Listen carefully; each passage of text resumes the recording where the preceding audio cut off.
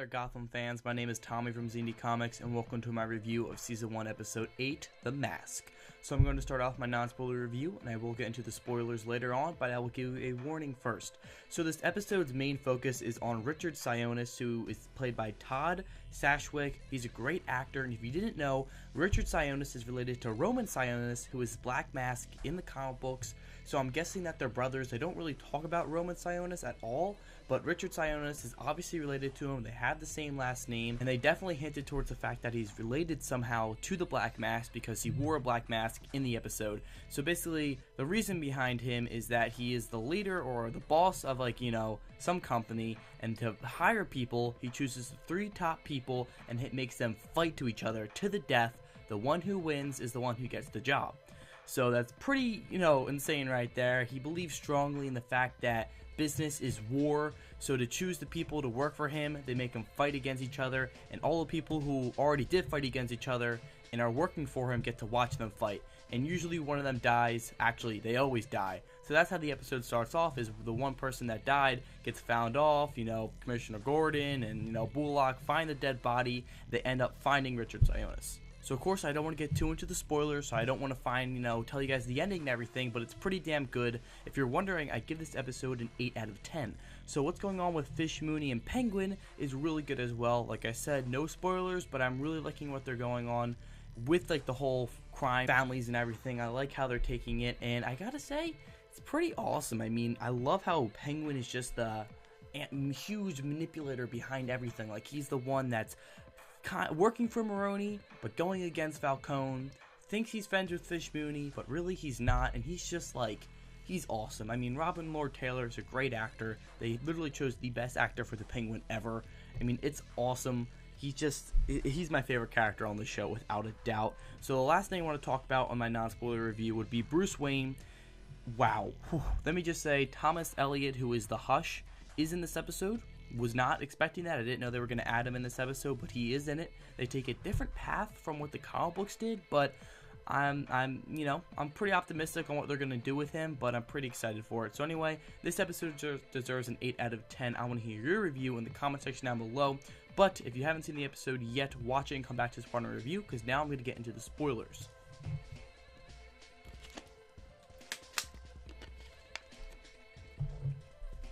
Okay, so let's talk about Richard Sionis. So like I said before, Richard Sionis is played by Todd Sashwick, and he is related to Roman Sionis, who is Black Mask in the comic books.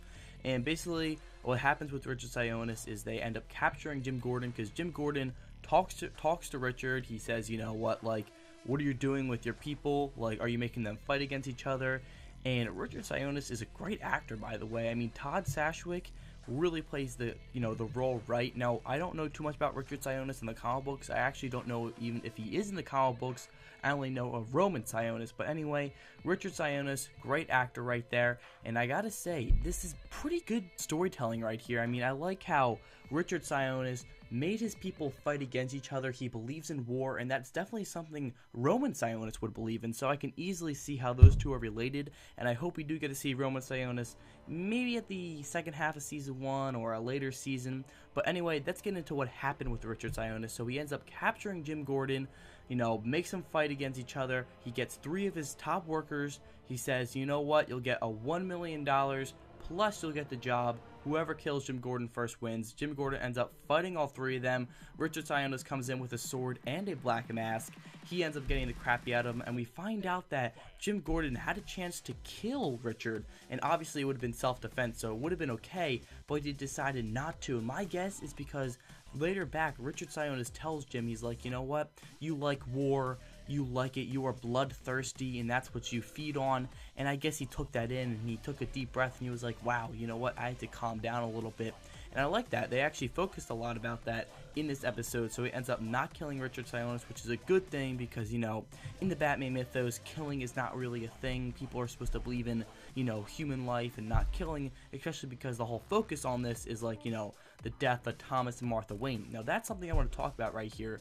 They actually touch on that. Now, the reason behind everything going crazy in Gotham in every form of Batman possible is because of the death of Thomas and Martha Wayne. And they ask the question, they just say, like, why is everything going crazy? Why all of a sudden is the Balloon Man and, you know, the Goat and these people like Richard Sionis suddenly popping up in Gotham? And Jim Gordon's like, maybe they didn't just pop up, maybe they've been there, and the only reason they've been uncovered is because of the death of Thomas and Martha Wayne. And I thought that was pretty interesting, you know, that makes so much sense, and it is what, like, it is what happened, you know, in all the comic books. In the comic books today, the reason the Joker and everyone appeared is because the death of Thomas and Martha Wayne. And, you know, Bruce Wayne realizes, he becomes Batman, comes back and fights these people to honor his parents. So I really like how they're touching on that, and they're sticking close to the mythos. They're definitely changing a lot of things up, but they're sticking pretty close. So let's talk about Thomas Elliot in this episode. Speaking of changing things up, so anyway, Bruce Wayne goes back to school in this episode. Pretty damn awesome. He goes to a very, very prestigious school, and he ends up fighting Thomas Elliot, because Thomas Elliot, great actor by the way. Like I said, they chose fantastic actors for this episode and for the entire series in general. Anyway, Thomas Elliot ends up picking on Bruce Wayne, and Bruce Wayne slaps the crap out of him and, like, you know, ends up getting the crap beat out of him, and Alfred's just like, oh hell no. Alfred ends up taking Bruce Wayne to Thomas Elliot's house just so Bruce Wayne can knock on the door and beat the crap out of Thomas Elliot right on his doorstep, and then literally just walk away while talking about what's for dinner with Alfred. Like, seriously, that is freaking awesome. What I'm a little bit confused about right now is because Thomas Elliot in the comics was supposed to be Bruce Wayne's best friend and was supposed to adore Bruce Wayne, and that's kind of why he had that obsession over Bruce Wayne and end up killing his own parents so he could become Bruce Wayne, and he ends up literally becoming Bruce Wayne by changing his face, and then he becomes the Hush, yada yada yada. I don't want to talk about that right now. But my guess is that because Bruce Wayne beat the crap out of Thomas Elliot, for some reason Thomas Elliot, because he's crazy, will have this obsession over Bruce Wayne, like, wow, I respect him now that he beat the crap out of me, which does make sense, you know. Someone's going to beat the crap out of you, you can either get angry at him or you can have some respect of it. So my guess is that Thomas Elliot is going to have respect that, you know, he got the crap beat out of him, he's going to end up becoming friends with Bruce Wayne, we'll see the friendship between them two, and eventually we'll see Thomas Elliot kill his own parents so he can be like Bruce Wayne. And I gotta say, Thomas did deserve to get the crap beat out of him. I mean, he was a huge dick to Bruce Wayne in this episode. And at the end of the episode, from like the promo we saw for this episode, Bruce Wayne was like, will you teach me how to fight? And Alfred's like, oh hell yeah, I'll teach you how to fight.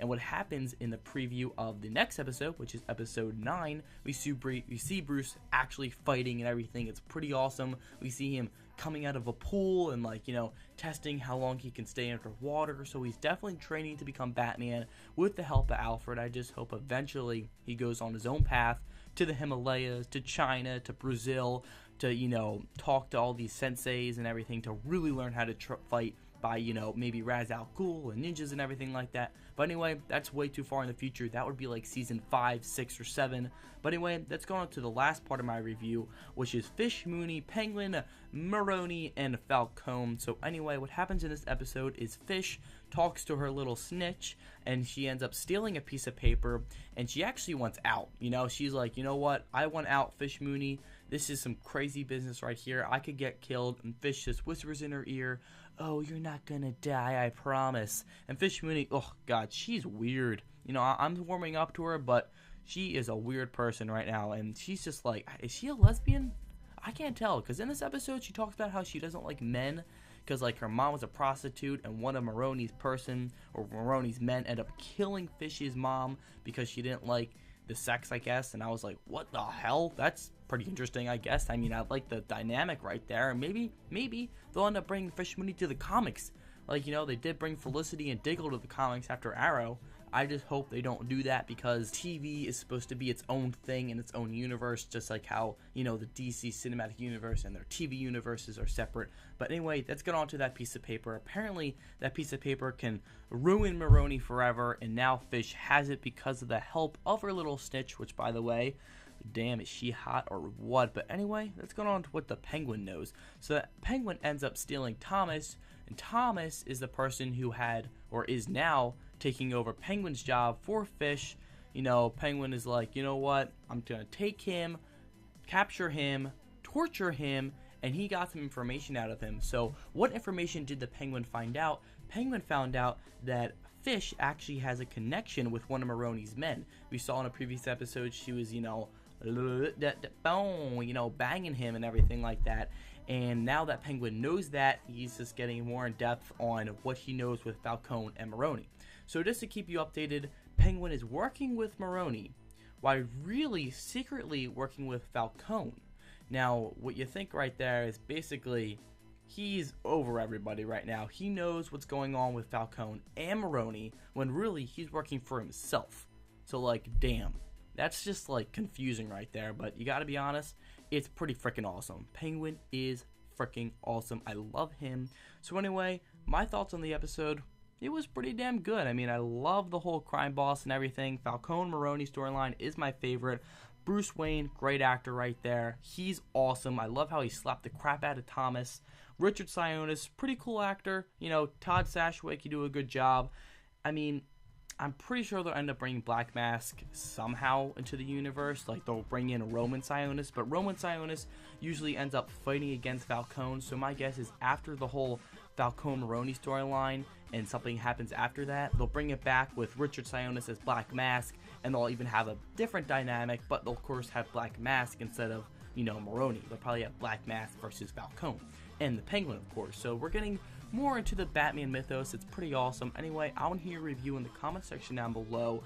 And I want to mention one more thing. We're going to be seeing Harvey Dent in the next episode of Gotham. That's pretty awesome. He's a young actor. My guess he's going to be like 20 or 21. And his goal is to help save Gotham. And that's awesome. So anyway, post a review down below. If you have any comments or questions, post them down below. Like this video and subscribe to my channel if you haven't already. My name is Tommy from Z&D Comics, and thank you for watching. Ready, aim, fire!